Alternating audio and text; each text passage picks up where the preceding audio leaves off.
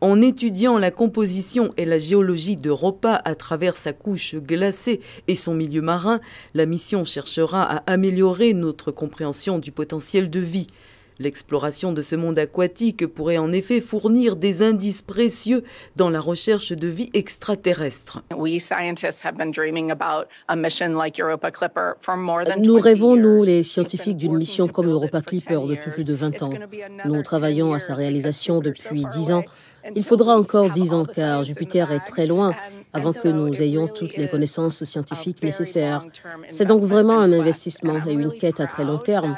Et je suis fière que nous choisissons d'entreprendre ces objectifs difficiles, comme l'exploration de l'inconnu autour de Jupiter. Europa est considéré comme l'un des environnements habitables les plus prometteurs de notre système solaire, selon Gina Di Braccio, directrice intérimaire de la division des sciences planétaires à la NASA.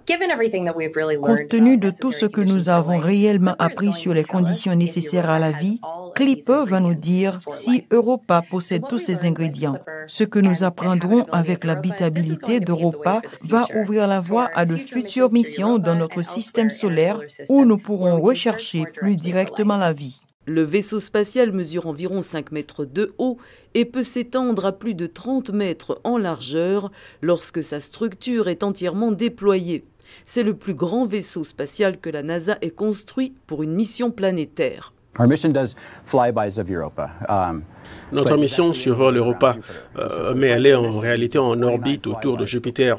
Ainsi, pour la mission principale, nous effectuons 49 survols, mais au final, nous faisons 80 fois le tour de Jupiter.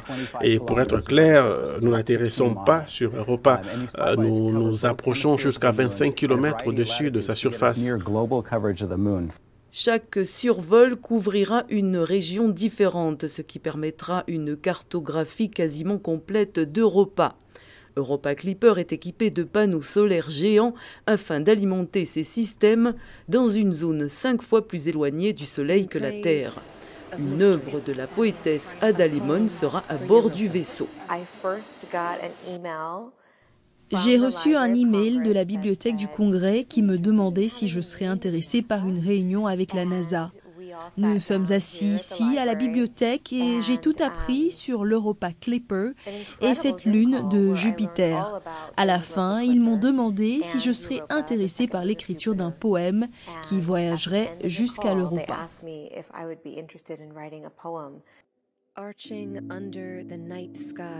Éloge du mystère, un poème pour Europa, fait partie de la campagne Message dans une bouteille de la NASA qui ajoute une touche culturelle à la mission scientifique. Il faudra toutefois plus de 5 ans pour atteindre Europa et 10 ans pour avoir toutes les données disponibles.